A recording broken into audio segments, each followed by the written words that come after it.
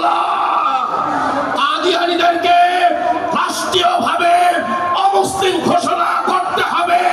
সেই দাবি আদায়ে আমরা প্রয়োজনে রক্ত দিব, কাফনের কাপড় নিয়ে রাস্তায় নামবো।